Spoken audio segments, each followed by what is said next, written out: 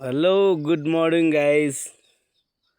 हामी चाहिँ अहिले यहाँ सुपिङ डाँडा सुपिङमा छौँ। म आफ्नो ससुराली आएको छु। यहाँ हेर्नुहोस् यहाँको मौसम बिहान बिहानै घाम आएको छ। घाम सँगसँगै कुहिरो पनि झरेको छ। यो डाँडा पाखा हेर्नुहोस् कतिको चिसो छ। सायद यता चिसो पनि त चिसो चाहिँ खासै बिहान चाहिँ त्यति खासै हुँदैन। दिउँसो 12-1 बजेपछि धेरै चिसो बढ्छ र हुस्सु पनि मजाले आइन्छ। यहाँबाट हामीले देख्न सक्छौँ पारीको डाँडा। यो चाहिँ हाम्रो उता फर्पिङ हुँदै काठमाडौँ जाने गाडीहरूको डाँडा हो र वहाँ तपाईँहरूले देख्नुभएको छ कि छैन। यो हल्का हल्का पहिरो गएको चाहिँ ठाउँ देख्नु भएको छ। यो चाहिँ हाम्रो जुन लामी डाँडा छ नि, बाई रोडको बाटोको लामी डाँडाको डाँडा हो। हामी हिँड्दा देख्छौँ। यो चाहिँ अहिले सुपिङमा बिहानको मौसम यस्तै छ। अहिले चाहिँ हाम्रो यहाँ मकै खेती लाग्नु भएको छ। र यो सुपिङ डाँडाको एउटा खासियत चाहिँ के छ भने यहाँ 12 मासे आलु चाहिँ पाइरहेको छ। अहिले मकैको सिजन छ, तर मैले अहिले पनि मकैको सिजन भए पनि यहाँ कुटो लिएर गएर बारी खन्यो भने चाहिँ आलु निक्लिन्छ। आलु रोप्नु पर्दैन, एनी टाइम भइ नै रहेछ।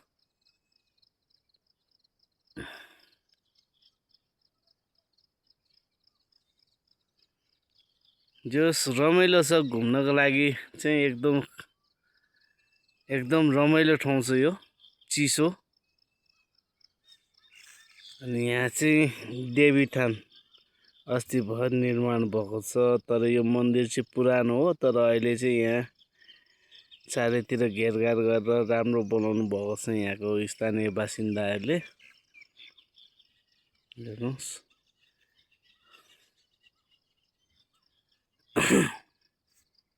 जे होस् बस्नको लागि चाहिँ साह्रै एकदम राम्रो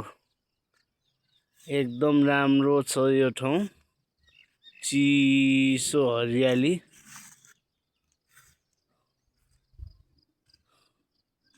छ यो ठाउँमा। यो देख्नु भइरहेको छ। यो चाहिँ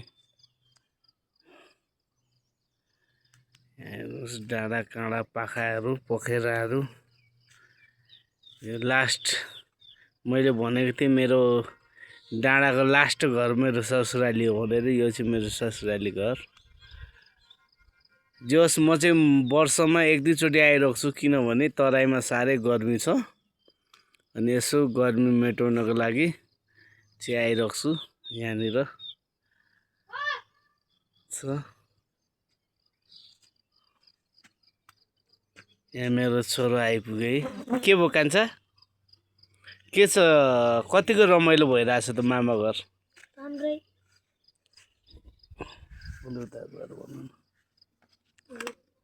कान्छा कतिको रमाइलो छ त तिमीलाई यहाँ मामा घर? राम्रो लागेछ? अनि तराई राम्रो कि यहीँ राम्रो तिमीलाई? तराई ठिक छ। किन तराईमा धेरै साथीभाइ भएको भएर हो कि के हो?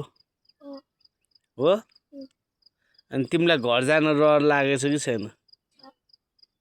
हो र? ल ठिक छ। हामी पनि सायद आज एक दिन बसेर फेरि भोलि बिहानै यहाँबाट तराईको लागि निक्लिन्छौँ। तर यहाँ आएपछि जाने मन लाग्दैन कि गाइस। साह्रै राम्रो छ यो ठाउँ। यो चाहिँ हेर्नु न, यहाँ दाउराहरू थुपार्नु भएको छ। यो चाहिँ सानो घर भान्सा घर बनाउनु भएको रहेछ। अनि यहाँ चाहिँ मेरो साल नानी यति मेहनत गर्छन् कि कुरै छोडिदिनु।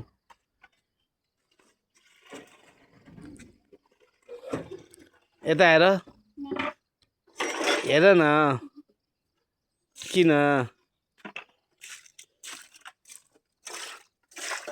त्यो देख्नु भइरहेछ तपाईँहरूले? यो चाहिँ थली हो। यहाँनिर स्कुल छ। जे होस् यो सुपिङ एरियामा सबभन्दा सम्म ठाउँ भनेको यो देख्नु भइरहेछ नि तपाईँहरूले रुख। तल यो घरहरूभन्दा उतापट्टि यो चाहिँ थली भनिन्छ, यसलाई चाहिँ थली हो यो चाहिँ होइन।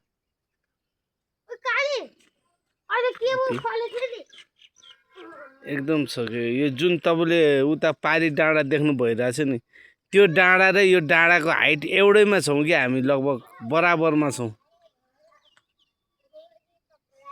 अबको केही क्षणमा यहाँ पनि अब कुहिरो आउने उयो हुने, पानी पर्ने गर्छ। राति पनि पानी परेको थियो, अघि बिहान पनि पानी परेर अहिले घाम लागिरहेछ। यहाँ मेरो छोरी जेनिसा, छोरीलाई कतिको रमाइलो भइरहेछ? रमाइलो छ कि छैन छोरी? रमाइलो छ? ल यता हेर्नुहोस् जेनिसा, छोरीलाई रमाइलो लागेछ कि छैन? खोइ बोल्नु भएको, बोल्नुहोस्।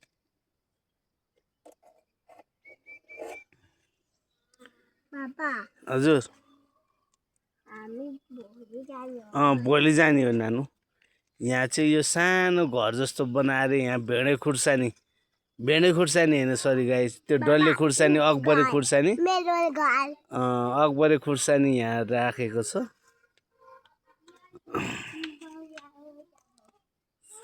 साह्रै राम्रो, जे चिज पनि एकदम राम्रो यहाँ त।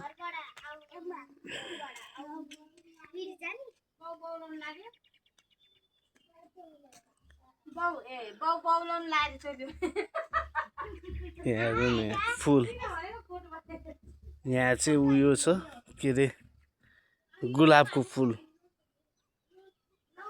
यता चाहिँ यो देख्नु भइरहेको डाँडा चाहिँ यता पारी चाहिँ बुढी चौर। यसलाई चाहिँ यताबाट चाहिँ उता पारी गयो भने बुढी चौर, हेटौँडा बुढी चौर निक्लिन्छ। अङ्कल नमस्कार, सन्चै हुनुहुन्छ? यहाँ मेरो अङ्कल, सुपिङको अङ्कल हुनुहुन्छ। घाँस बिहान बिहानै त्यही त हो नि गाउँघरमा, अब घाँस दाउरा बाख्राहरू पाल्नुभएको छ, घाँस दाउराको लागि निक्लिनु भएको छ मेरो अङ्कल।